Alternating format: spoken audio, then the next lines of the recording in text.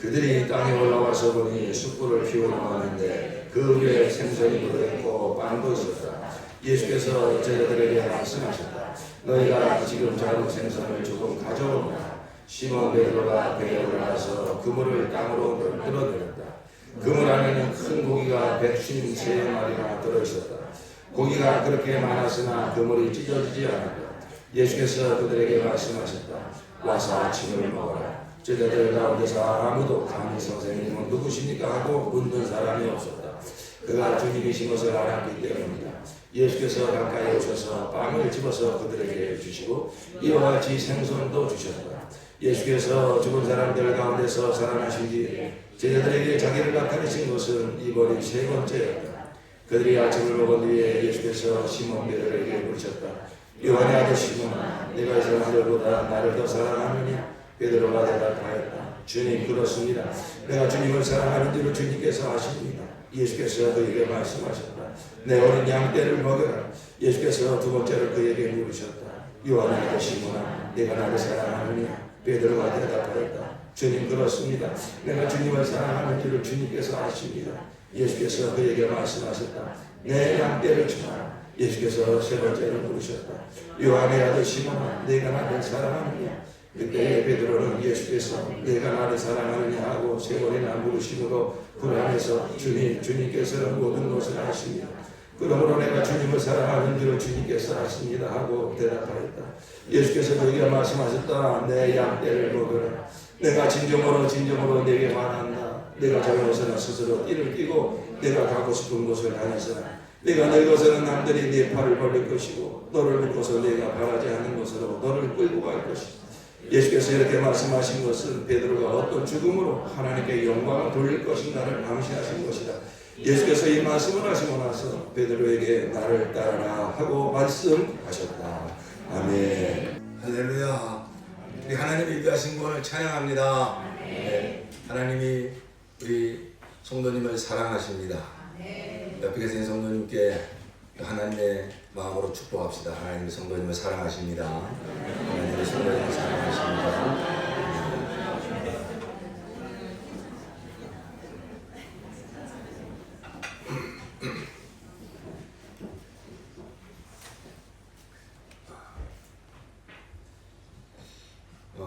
단에 올라올 때마다 하나님, 저희 준비하면서 하나님 어떤 말씀을 전해야 되니까 말씀을 주세요. 또 어떻게 설교해야 됩니까? 늘 기도를 하죠. 늘 기도를 하는데 하나님께서 늘 반복적으로 주시는 마음이 있습니다. 다른 거 얘기하지 말고 내가 저들을 얼마큼 사랑하는지 그것 좀 잘 좀 전달 좀 해줘라. 그런 하나님의 마음을 점점 더 느끼게 됩니다. 하나님께서 정말로 여러분 사랑하십니다. 네. 독생자를 주시기까지, 아들을 내어 주시기까지 여러분을 사랑하십니다. 세상에서 가장 중요한 게 뭘까요?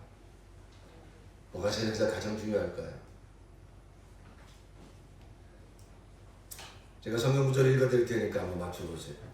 마태복음 16장 26절입니다. 사람이 만일 온 천하를 얻고도 죄의 목숨을 잃으며 무엇이 유익하리요?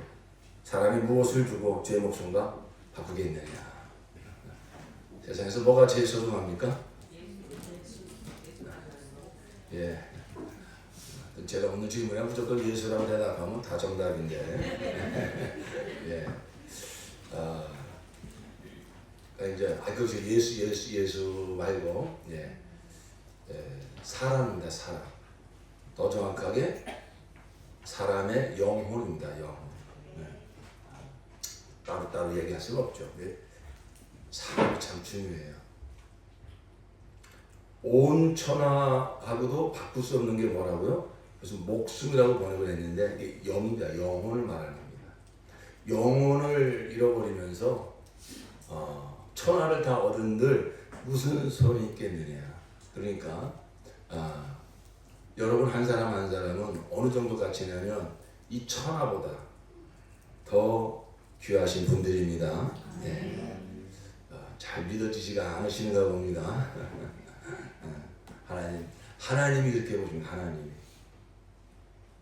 김규 원사님 지지난주에인가 저 로비에서 주부를 적으시면서 저를 보시더니 갑자기 아이고 이 늙은 내가 어디 하나 쓸 데도 없고 갑자기 그런 말씀을 하시길래 권사님 누가 그래요?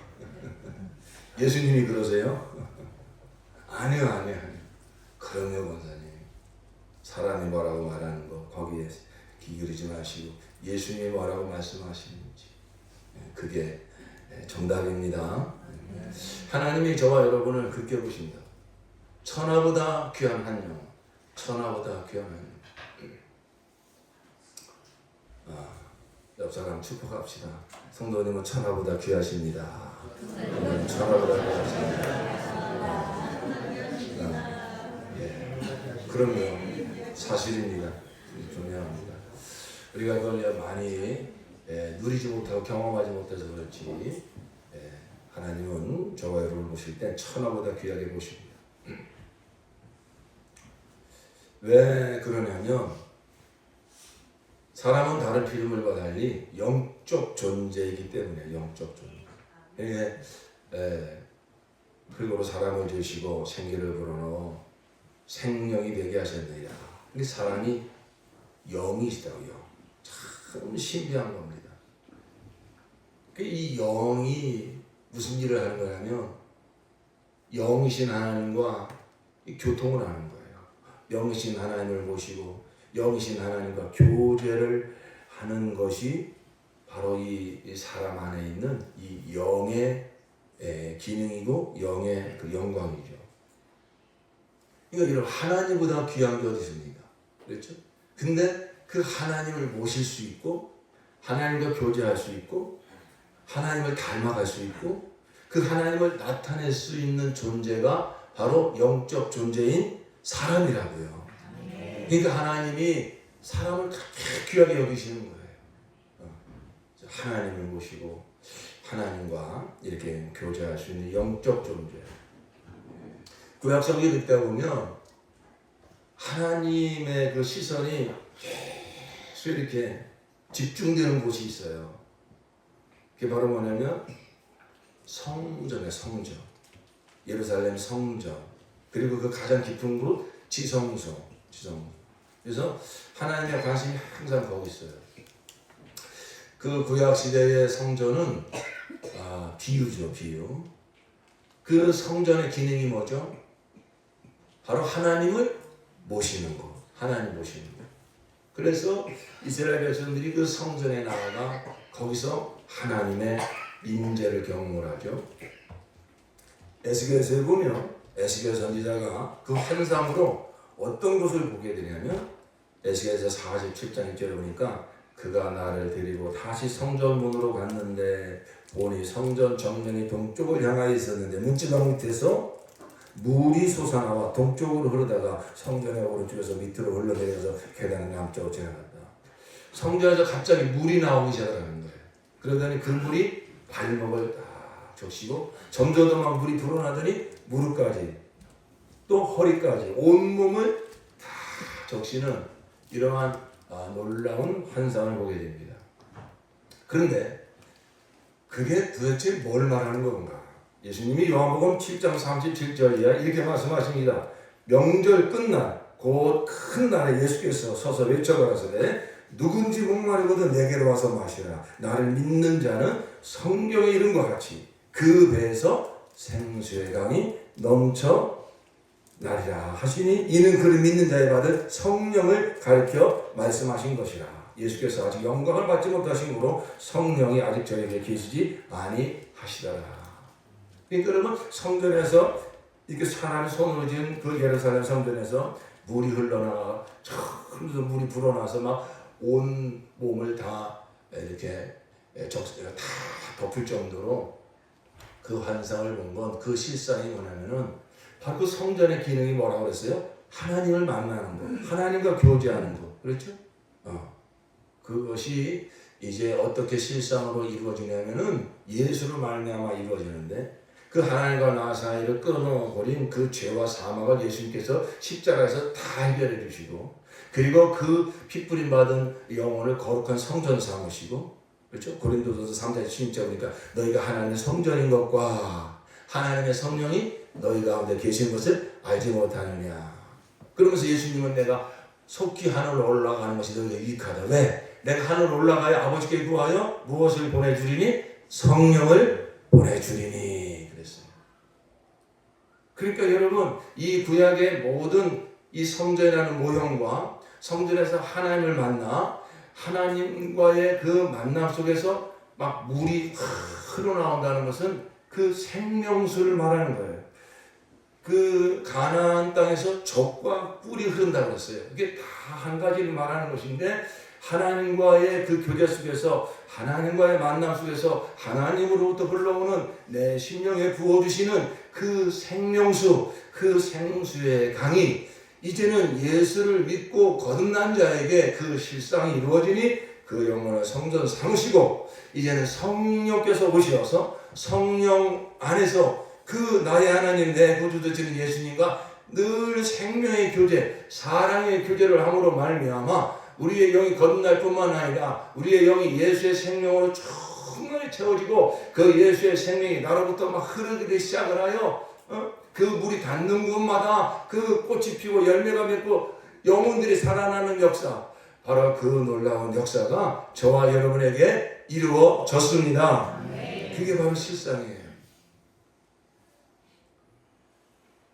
우리 사람의 영혼이 귀중한 것은 결국 하나님의 구원은 죽었던 우리의 영혼을 예수의 부활 생명으로 다시 태어나게 하시고, 그리고 그 영혼에 이제는 하나님, 2000년 전 말씀이 육신에 오신 예수님, 그리고 이제는 이 시대에 그를 믿는 자에게 성령으로, 아버지의 아들의 영 성령으로 우리의 영혼을 성전 삼고 우리 안에 그 가운데 오셔서 우리의 영혼에서 날마다 생명의 교제, 사랑의 교제를 나누게 하심으로 우리의 영혼을 충만히 채우시고, 우리가 영혼 그러니까 좀 실감이 잘 안 나시겠습니다만은 마음이라고 생각하십니다. 우리의 마음, 예, 그 내 영이 가장 잘 드러나는 것이 내 마음인데, 바로 우리의 그 영이, 우리의 마음이 우리의 영혼은 다른 그 무엇으로 채울 수 있는 공간이 아니에요. 오직 영이신 하나님이 하나님으로만 채움받고 하나님으로 충만해져서 그 생명을, 그 사랑을 온 만방에 흘려보내는 자로 사람을 만드셨잖아요. 그러니까 바로 우리가 구원을 받았다고 하는 것은 우리의 영이 다시 거듭나서 다시 하나님을 모실 수 있는 상태가 된 것인데, 바로 예수님께서 말씀하신 것처럼, 바로 이제 예수님이 하늘로 올라가서 약속하신 것처럼 그 날에는 내가 너희 안에, 너희가 내 안에 있는 것을 너희가 알리라 그랬습니다. 그러므로 저와 여러분이 예수를 믿었다고 하는 것은 예수의 십자가의 공로를 힘입어서 모든 죄와 사망의 문제가 해결받고 우리의 영이 예수의 부활 생명으로 다시 태어나고, 그리고 거듭난 우리의 영혼에 이제는 나의 하나님 내 구주 예수를 그의 영 성령으로 모신 자가 된 것입니다. 예수님이 어디 계십니까? 영으로 내 안에 와 계십니다. 그렇죠? 인자로 그 부활하신 몸으로는 하늘 보지 앉아 계시지만은 그의 영으로는 성령으로 내 영혼을 성전 삼으시고 내 안에 와 계십니다. 예수님 내 안에 계십니다.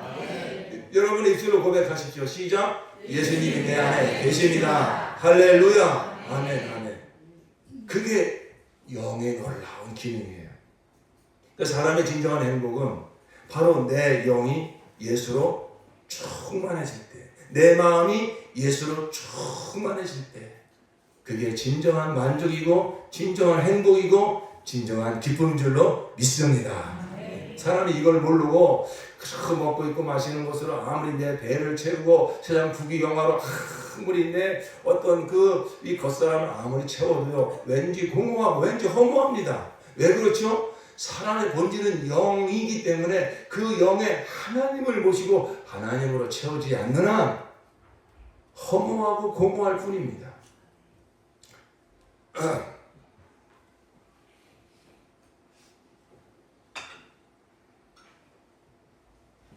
그러므로 진정한 영광은 바로 내 영혼에 이제는 예수님을 성령으로 모시고 그리고 그 예수님과 날마다 친밀한 사랑의 교제를 나눔으로 그 예수 생명, 예수 사랑으로 우리의 영혼이 충만해지는 것. 그것이 최고의 인생입니다. 최고의 영광입니다.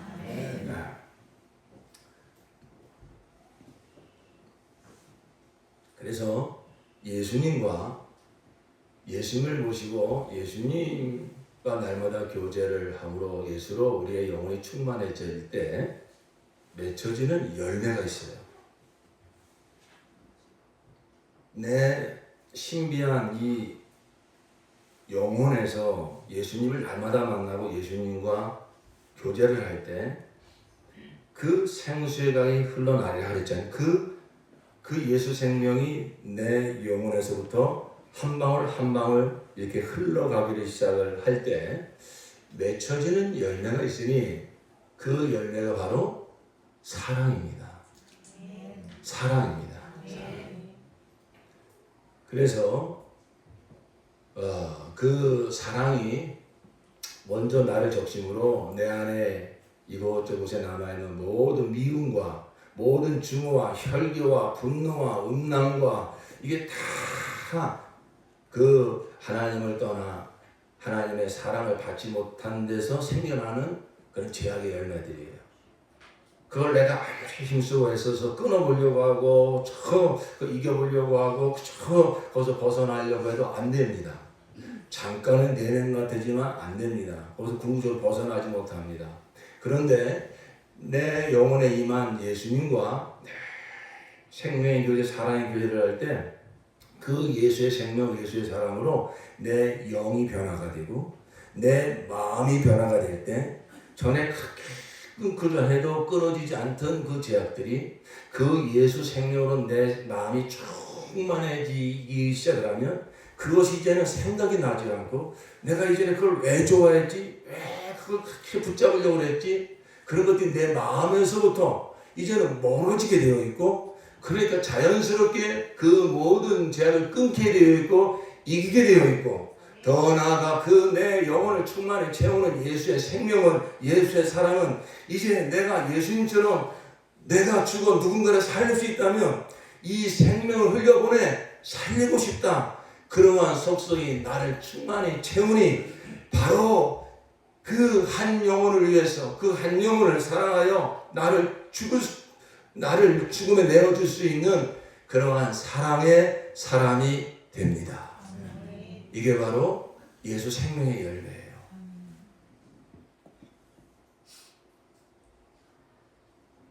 그래서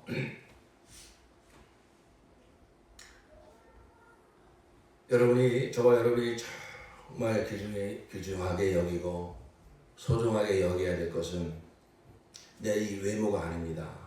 머리의 지식도 아닙니다. 은행의 잔고도 아닙니다. 나 영혼입니다. 나 영혼이 가장 소중합니다. 아무리 세상에서 부귀영화를 다 가져도 그 영혼에 하나님을 모시지 못하면 멸망입니다. 지옥입니다.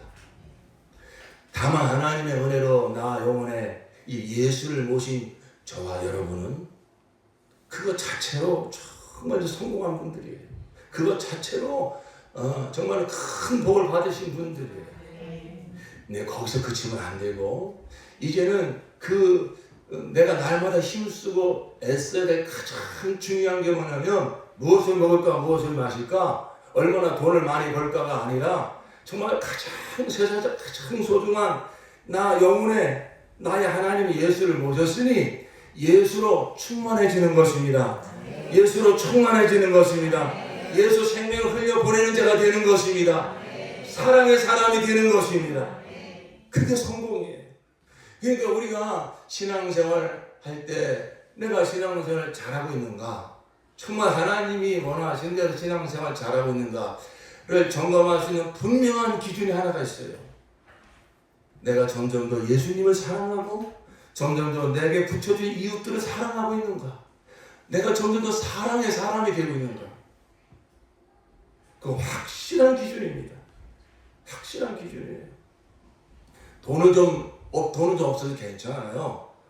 세상에서 좀 무시당해도 괜찮아요. 내가 뭐 큰 좋은 집에서 못 살아도 괜찮아요. 그게 중요한 게 아니에요. 하나님이 세상을 이렇게 바라보실 때 정말 하나님의 온 마음을 빼앗는 가장 하나님의 마음이 뜨거워지는, 가장 하나님을 소중하게 여기는 그 대상이 있다면 무엇이겠습니까? 하나님을 모신다. 영원. 나 영혼이 예수로 충만해져서 예수의 속성이 내 속성이 되고 예수의 마음이 내 마음이 되어서 나 같은 자를 이렇게 사랑하시니 예수님을 점점 더 사랑하는 자가 되고, 그 사랑하는 주님이 내게 부탁하신 영혼들, 내가 너를 사랑한 것처럼 너희도 서로 사랑하라. 그래서 점점 더 내 이웃을 사랑하는 자가 되어가고 있다면 그는 성공하고 있는 것입니다. 분명히 그 인생 성공입니다. 그런데 우리가 그렇게 살고 싶어도 참 그렇게 살지 못한다는 것이 참 가슴 아프고 안타까운 일이죠.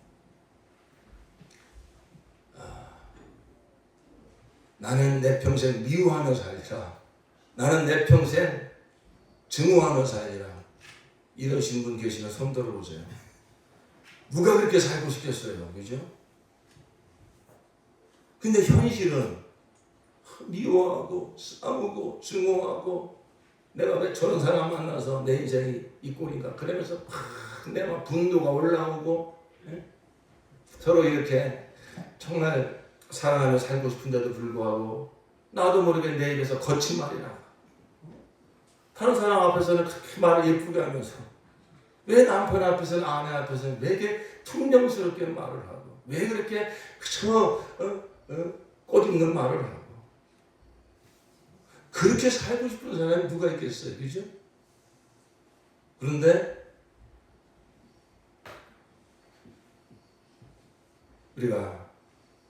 우리의 현실을 보면 정말로 우리가 이렇게 사랑하지 못하는 이런 안타까운 모습이 있습니다. 여러분, 여기서 오늘 깨달아야 됩니다. 다만 하나님의 은혜로 내 영이 거듭나고 예수님을 모신 자가 되었는데, 이제 내 인생의 목적은, 내 인생의 성공은 예수로 내가 충만해져서 예수 사랑이 내 사랑이 되어서 주님을 사랑하고 주님 내게 부탁한 영혼들 사랑하는 사는 것, 이게 최고의 삶인데, 근데 우리의 현실을 보니 이 사랑하는 삶이 너무 부족하고 너무 정말로 약하다고 하는 이런 안타까움이 있습니다. 자, 여기서 여러분 깨달으셔야 될 것은, 나에게 더 힘을 주시면 안 돼요. 야, 내가 왜 그랬지? 이제 다시는 그러지 말자. 정말 이제 사랑하며 살자. 용서하며 살자. 내가 이제 그런 일이 생기면은 내가 혈기 부리지 말아야지. 그렇게 하면 속는 겁니다. 여러분 그렇게 해보셨잖아요. 얼마나 아깝니까? 얼마 가지 않아서 또다시 무너집니다. 여러분, 우리가 스스로 힘쓰고 애써서 사랑할 수 있고 용서할 수 있다면 예수님이 이 땅에 오실 이유가 없어요. 십자가에 피려 죽으실 이유가 없어요. 여러분, 우리가 복음 안에서 이제 스스로 자기를 속이지 말고 분명히 인정하셔야 될 것이 있습니다. 나는 한 사람도 사랑할 능력이 없습니다. 인정하시는 분 아멘 합시다. 이걸 인정할 수 있어야 돼요.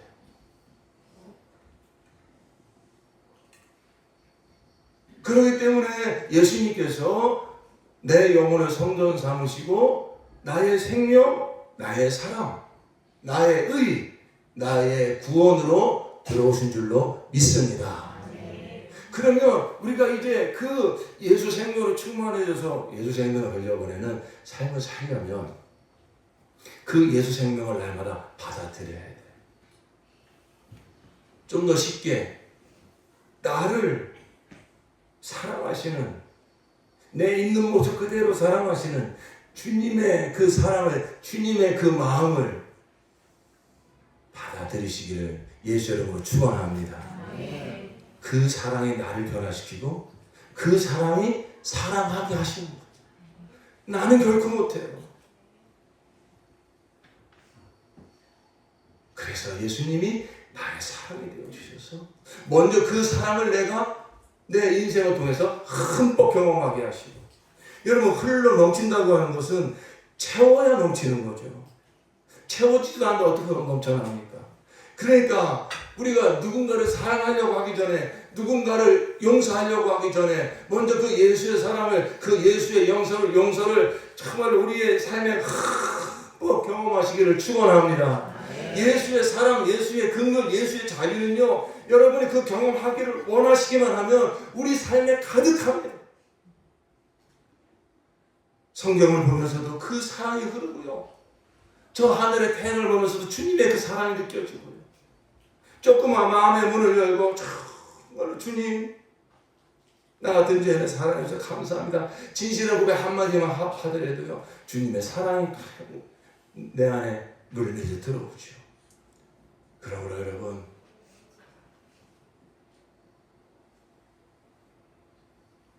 날마다 저와 여러분의 영혼이 예수 사랑으로, 십자가 사랑으로 날마다 채워지는 복이 있기를 예수 이름으로 축원합니다. 우리가 주님의 마음을 많이 오해하고 있는 것 같아요. 하나님은 사람 같지 않습니다. 사람들은 자꾸만 나의 행위에 초점을 맞춰요. 뭘 잘했느냐 못했느냐, 내가 원하는 대로 해줬느냐 안 해줬느냐, 왜 그렇게 뺏기 못하냐, 내가 언제 그렇게 하라고 그랬냐. 굉장히 이기적이죠. 굉장히 율법적입니다.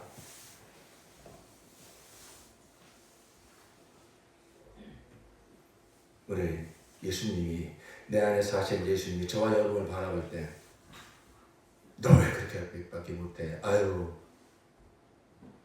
주님은 절대 그러시지 않으세요.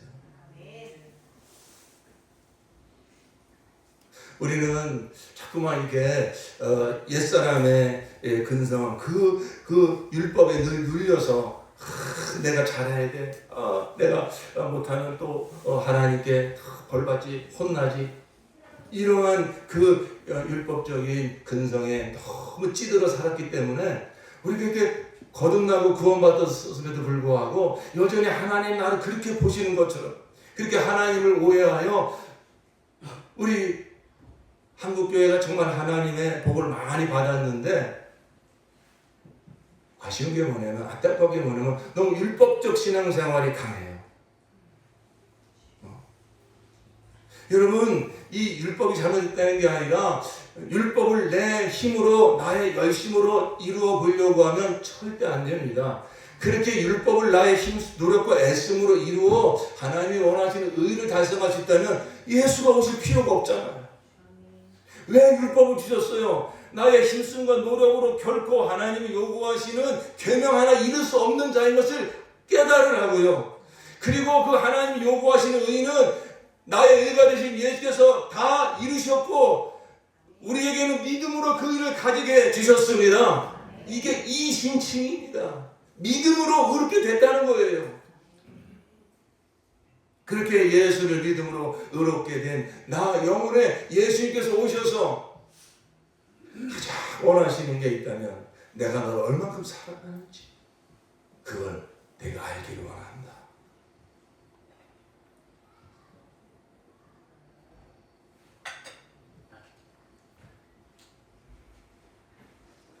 그래서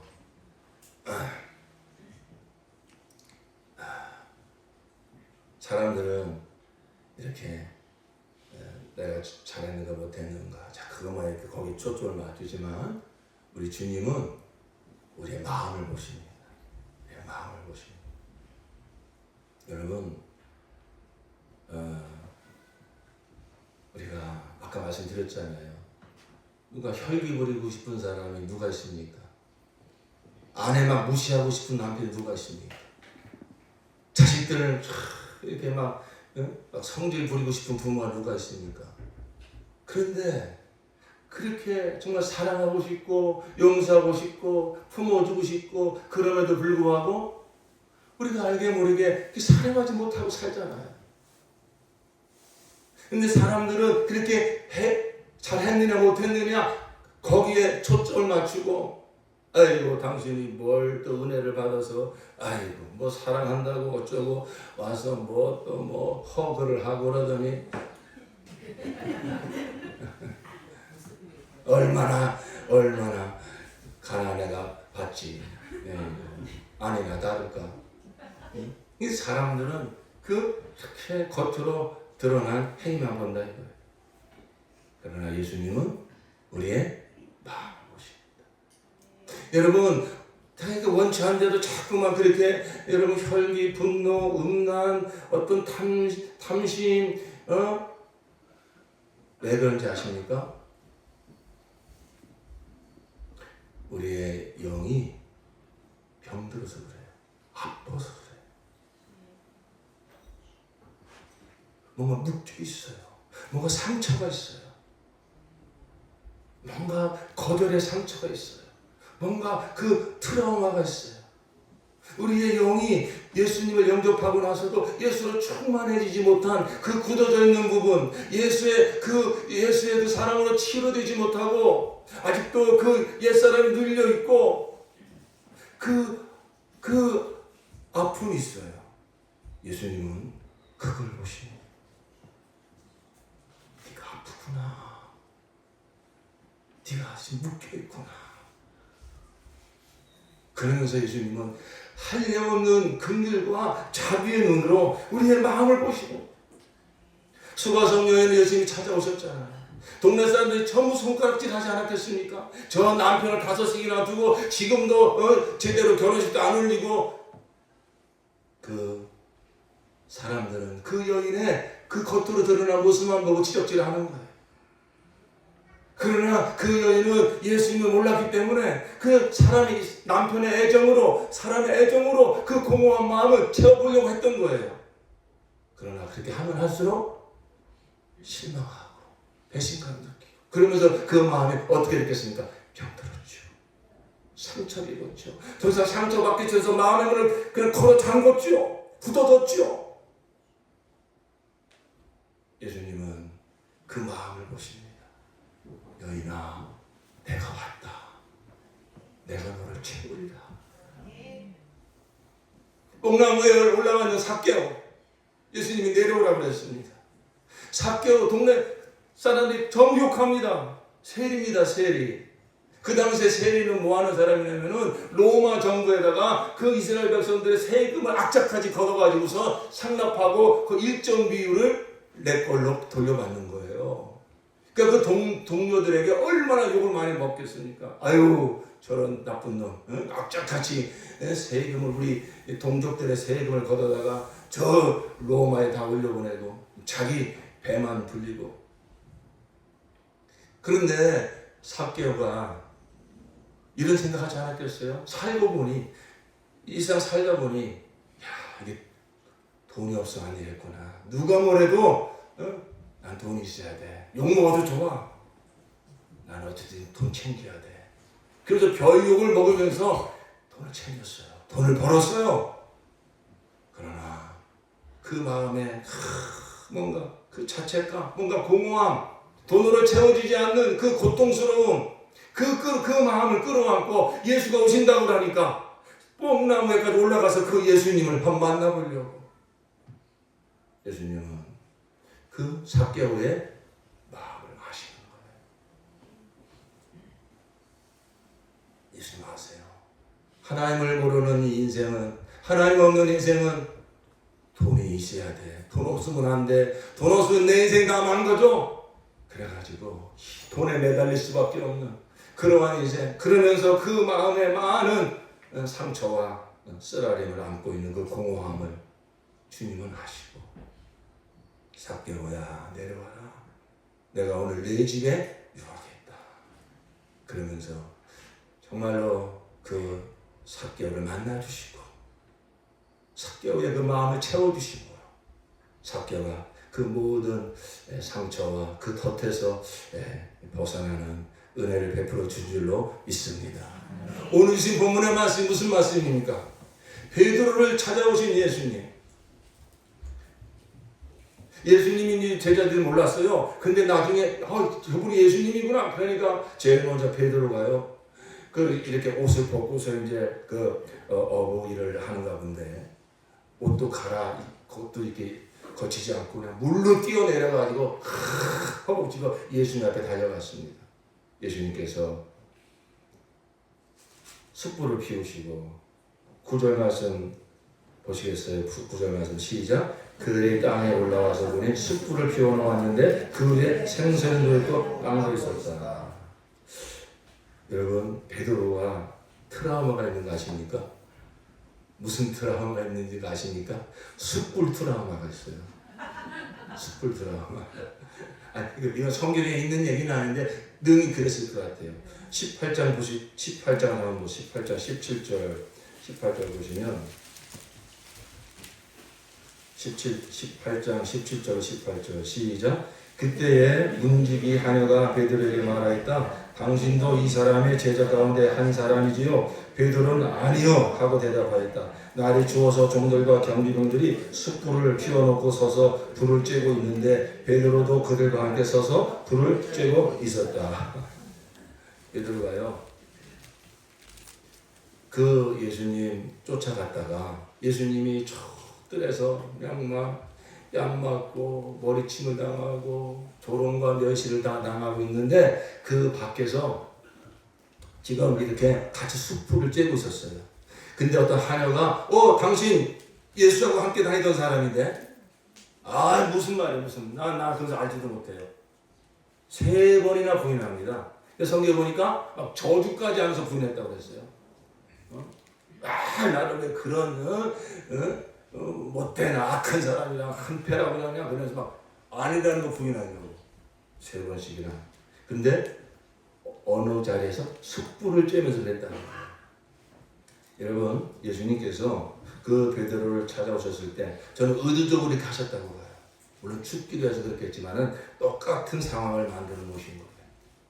그리고 베드로에게 3번이나 물어보십니다. 요한의 아들 시몬아, 네가 나를 사랑하느냐?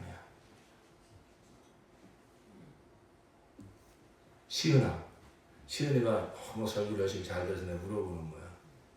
예수님이 왜 3번을 물어봤을까? 베드로에게. 응? 왜 3번 물어봤을까?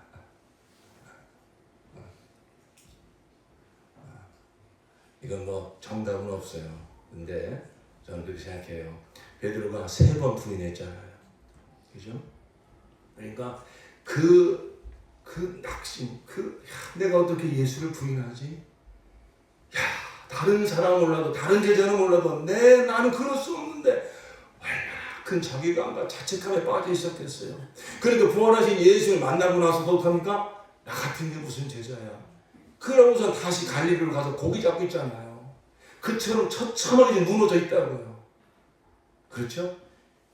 남들은 전부 손가락 했을 겁니다. 니까짓 게 무슨 수저자라고 쫓아다니더니 거 봐라 꼴 좋다.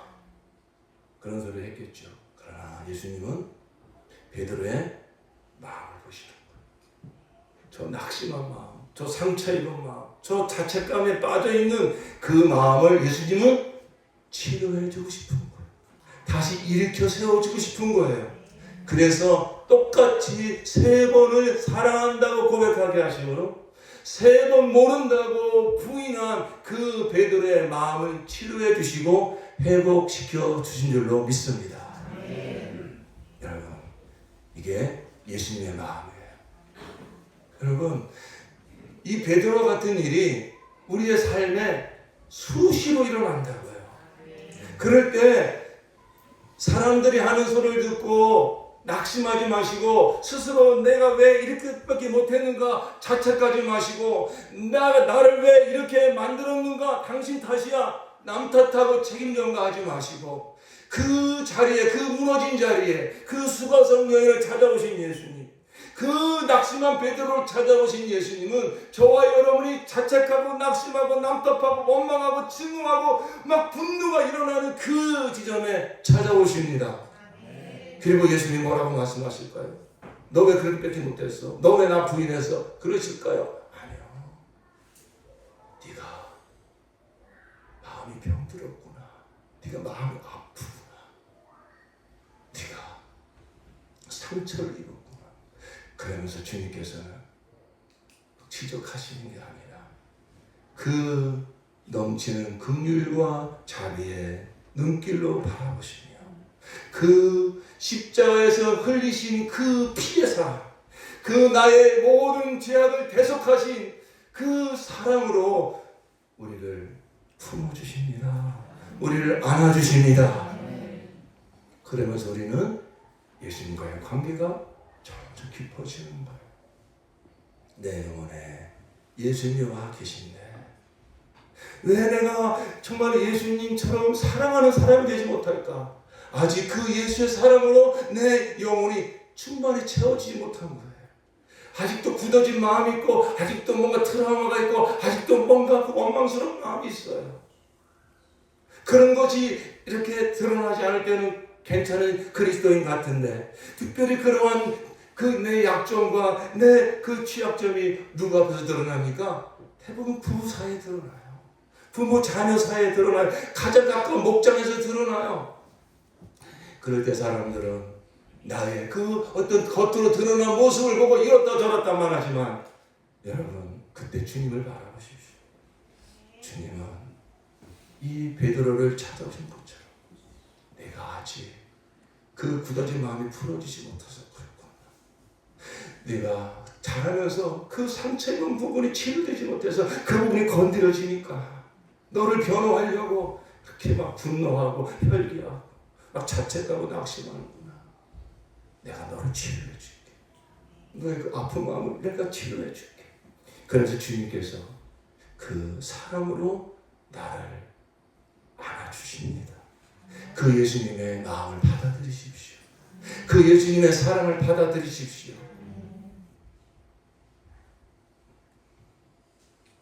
그럴 때 우리의 마음이 치료가 됩니다. 다른 방법이 없어요. 굳어진 마음이 풀어지고 미워했던 마음이 풀어지고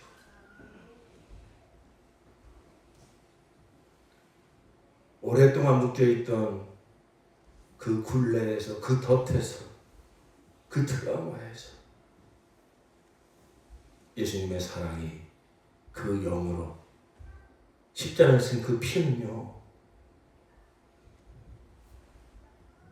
내 영혼의 양식이 되어서 내 살을 먹고 내 피를 마시라고 했잖아요. 그 사랑입니다. 우리가 이렇게 특별히 무너진 그 자리에서 힘들고 어려운 자리에서 자책하는 그 자리에서 자책하거나 남 탓하지 마요. 말에 대해 속는 거예요. 그래서 난 예수님이 필요합니다. 눈을 들어 주님을 바라보실 때 나에 위하여 십자가에 진 그 피가 영이 되고 생명이 되어 내 영혼에 흘러 들어옵니다. 내 굳어진 마음을 녹이시고 내 마음을 변화시켜 주십니다. 그러니까 자유해지는 거예요. 평안해지는 거예요. 절대 용서할 수 없을 것 같은 사람이 긍휼히 여겨지고 불쌍히 여겨지는 거예요. 지난번 십자가봉과 성령 집회를 앞두고 저도 많이 힘들었어요. 영적인 공격도 있었고 또 사모님과의 관계에서도 뭔지 정확한 기억이 나지 않는데 또 힘든 일이 생겼어요. 그래 사모님이 문자로 대화가 안 되니까 문자로 보낸다고 그러면서 뭘 보내왔어요. 딱 보는 순간에 막 이렇게 항변하고 싶더라. 그런데 계속 십자가 복음을 준비하고 있었기 때문에 내 마음에서 막 발동된 건 아니지만 믿음으로 의지적으로 아내가 저렇게 힘들어하는 거, 아내가 저런 문자를 보낸 거 제가 잘못했습니다. 주님, 그건 제가 잘못했습니다. 아내의 저런 모습에 내가 이렇게 더 그 사랑으로 품지 못하고 긍휼의 마음으로 반응하지 못하고 이렇게 또 뭔가 나를 변하고 싶고 따지고 싶게 올라오는 주님, 이 마음을 주님께 드립니다. 주님, 제가 잘못했습니다. 그냥 그렇게 의지적으로 몇 번 기도했어요. 물론 그 전에도 그런 경험을 쳤지만은 마치 그 깜깜한 방에 빛이 하나 쭉 흘러들어오듯이 그 예수님의 마음이, 예수님의 십자가의 사랑이 제 마음에 부어졌어요. 무슨 막 뜨겁고 뭐 그런 건 아닌데 제 마음에서 느끼겠더라고요. 전에는 그걸 의지적으로 그래 뭐 아내가 뭐라고 하고 내가 품어야지 이렇게 넘어갔거든요. 그런데 그때는 어떤 경험을 하냐면 내 마음이 풀어지더라고요. 내 마음이 변화되어지더라고요. 그러면서 막 미운 마음, 막 속상한 마음이 싹 사라져버리고 오히려 미안한 마음, 고마운 마음, 긍휼히 여기는 마음을 주님께서 부어주셨습니다. 이게 바로 예수님의, 나를 바라보시는 주님의 마음이에요. 그 주님의 마음을 우리가 알 수 있어야 돼요. 주님의 그 마음을 우리가 받아들일 수 있어야 돼요. 주님은 항상 넘치는 긍휼과 자비로 항상 우리를 바라보시고, 특별히 우리가 넘어졌을 때, 무너졌을 때, 못난 모습, 못된 모습, 악한 모습 나타났을 때 사람들은 지적질하고 손가락 찰지 모르지만은 내가 아직 그 상처가 치유되지 않았어. 내가 아직 마음이 아파서 그 부분이 건드려지니까 그렇게 반응하는구나. 내가 너를 치료해줄게. 내가 내 사랑으로 너를 덮어줄게. 주님은 그렇게 우리를 찾아오십니다. 그 사랑을 받아들이시길 축원합니다. 그러니까 정말 제 인생에 놀라운 변화가 일어났어요. 아내가 무슨 부담으로 문자를 보냈는데 제가 이렇게 답을 하면서요, 그 하트 이모티콘을 딱 찍어서 보냈습니다. 다른 분들은 늘상 하시는 일인지 모르겠지만 저한테는 놀라운 일이었어요. 그냥 하고 싶은 거예요. 아니 그 하트 이모티콘을 다른 사람한테 잘 보내면서 아니 왜 아내한테까지 내가 안 보냈지? 갑자기 그런 생각이 들면서 그때부터는 하여튼 뭐 급한 거 아니면 항상 하트를 하나씩 붙여서 뭐 네라고 대답을 하도 하나씩 붙여서 보냅니다. 엊그저께 뭐라고 해서 뭘 빨리 급하게 대답하려고 네 하고 보냈더니 왜 하트가 없어요? 그래서 7개를 보내줬습니다. 무한 숫자. 물론 위기가 오죠.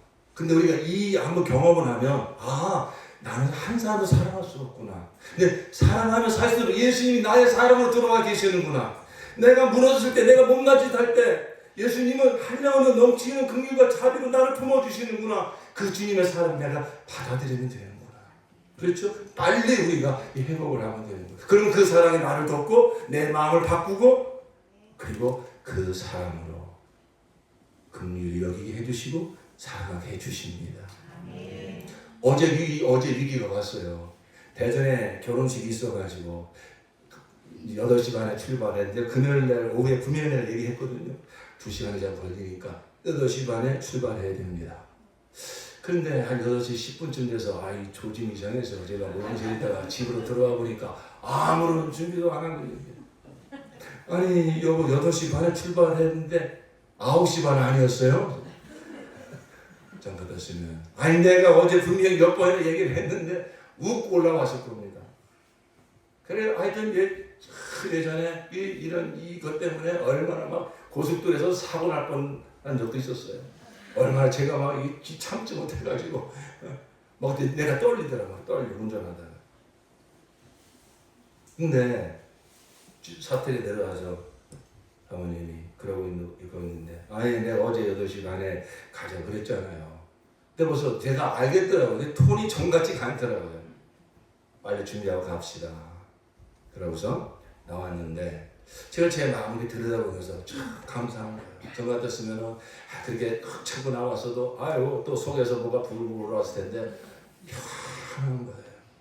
좀 뭐 늦으면 되지. 그건 뭐 중요한 건 관계지. 이런 마음이 어떻게 내 안에 생겨날까? 제가 한 거 다른 거 없어요. 저 안에서 이게 막 올라올 때 주님 제가 잘못했습니다. 이렇게 반응하는 제가 잘못입니다. 막 의기적으로 고백한 것밖에 없어요. 그럴 때 주님께서 참 저를 넘치는 긍휼과 자비 이렇게 봐주시는 주님의 시선이 느껴지고 그 사람을 제가 받아들인 것밖에 없어요. 그러니까 여러분 예배 시간에 우리 은혜를 받고 막 이렇게 좀 성령의 충만함을 느끼고 그 중요합니다. 근데 못지않게 중요한 게 뭐냐면 일상의 삶 속에서 예수님과 늘 친밀한 동행을 하시며 예수님의 그 한량없는 긍휼과 자비의 사랑을 받아들이는 것이 중요합니다.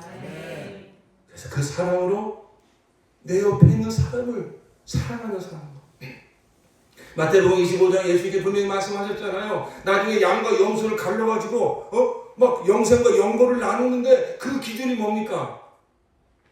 내가 배고팠을 때 네가 나와서 먹을 것 가지고 찾아와줬고, 내가 병들었을 때 네가 나를 위로해줬고, 내가 감옥에 갇혔을 때 네가 나를 찾아오셨다. 제가 언제 그랬습니까? 작은 자에게 한 것이요 곧 내게 한 것입니다. 물론 우리가 예배를 통해서 어떤 막 큰 부흥 집회를 통해서 어떤 막 선교 활동을 통해서 큰 은혜 받고 뭔가 결단하고 중요합니다. 근데 왜 그런 은혜를 주셨겠습니까? 우리 일상의 삶에서 내가 허락하신 관계 속에서 그 사람으로 사랑하라고요. 용서하라고요. 거기서 하나님 나라 이루라고요. 하나님께서 이 십자가봉과 성령 집회를 통해서 나를 먼저 열매 되게 하시는구나. 그렇지, 내게 이 은혜가 있어야, 이 실제가 있어야 내가 이 복음을 능력 있게 전하지. 그래서 이제 대전에 결혼식 하러 가는데 사모님하고 외출을 하려면요, 사모님은 연예인이고 저는 매니저입니다.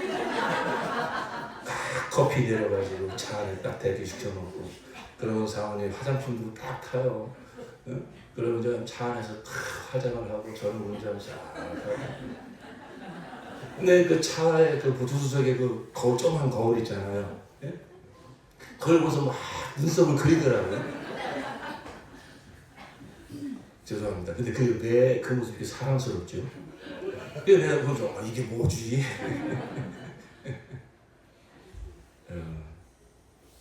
그렇습니다. 하나님의 일상의 삶을 얘기했지만 하나님의 위대한 약속이에요. 너희에 대해서 생생강이 넘쳐나리라. 우리가 약할 때, 넘어졌을 때, 무너졌을 때, 못된 모습 나왔을 때 사실 그때가 기회예요. 주님의 긍휼을 받아들이시면, 주님의 자비하심을 받아들이시면 절대 나를 채찍질하지 마세요. 그런 사람은 남도 채찍질해요. 여러분 잔소리한다고 막 다그친다고 안 변합니다. 그렇게 해서 변화되는 거 반드시 부작용 나타납니다. 신앙생활은 정말 저도 이제 복음을 알면서 뒤늦게 깨닫는 거예요. 행복해야 됩니다. 자유로워야 됩니다. 평안해야 됩니다. 주님과 사랑을 나누면서 이 자연스러운 이 평안한 가운데 우리의 영이 바뀌고 마음이 바뀌고, 그러면서 만물을 새롭게 보고 사람을 보는 눈이 바뀌고, 무엇보다 가장 가까이 하나님 허락하신 관계 속에서 도저히 용서할 수 없는, 도저히 하나가 될 수 없는 것 같은 관계가 하나님의 능력으로 다시 용서하고 사랑하고 하나가 되어지는 이런 놀라운 열매를 우리에게 주실 줄로 믿습니다. 우리 찬양 하나 들으면서 오늘 주신 말씀 묵상합시다. 내 너를 향한 마음은. 제가 이 찬양을 이렇게 들으면서 오늘 이 말씀 준비하면서 이 찬양을 제가 이제 듣게 됐어요. 이 시간에 베드로와 같은 자리, 수가성 여인과 같은 자리, 세례와 같은 자리, 우리에게도 다 있지 않습니까? 그 자리에 찾아오신 예수님을 바라보세요. 여러분, 지난날에 그 상처에, 과거의 상처에 매여서 벗어나지 못하는 사람들이 참 많아요. 여러분, 그 외로웠던 그 자리, 그 거절당하고 멸시당했던 그 자리, 사실 그 자리에 예수님이 계셨어요. 예수님이. 사람들은 다 손가락질하고 다 떠나갔지만 예수님은 한량없는 그분과 자비의 눈으로 여러분을 바라보고 계셨어요. 그 예수님을 바라보세요. 그리고 이제 거기서 자유해지세요. 우리 찬양을 들으면서 여러분 숨기고 싶고 감추고 싶고 또 그런 것이 드러났을 때 무시당하고 멸시당하고 조롱당하고 아이고 당신이 변하기 뭘 변해 이런 소리 들으면서 더 마음이 굳어지고 그랬던 그 자리를 바라보십시오. 거기에 주님이 찾아오십니다. 주님의 그 마음을 받아들이십시오. 틀어주세요.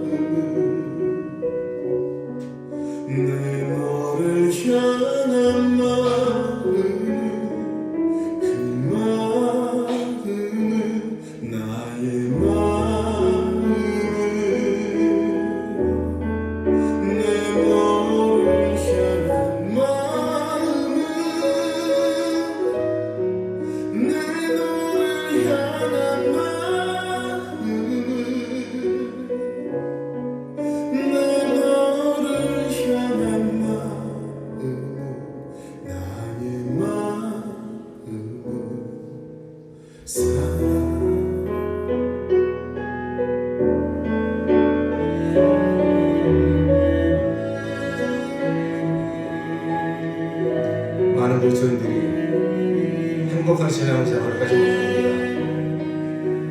못합니다. 마음의 문제가 있는 겁니다. 그 마음을 풀어주시는 분은 주님밖에 없습니다. 주님의 마음을 받아들일 때, 주님의 사랑을 받아들일 때 우리의 영은 풀어지고 우리의 마음은 새로워지고 힘들고 어려웠던 그 순간 주님이 찾아오십니다. 주님의 그 마음을 받아들이시기 바랍니다.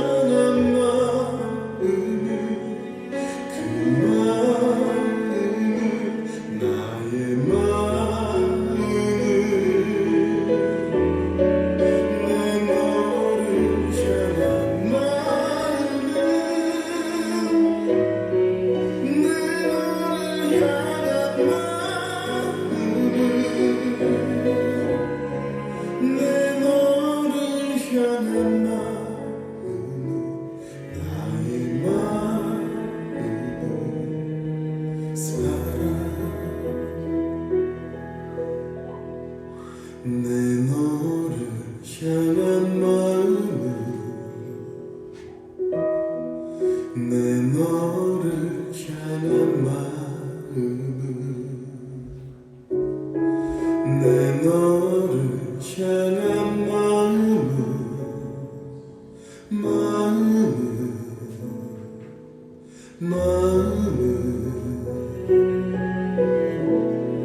내 너를 향한 마음은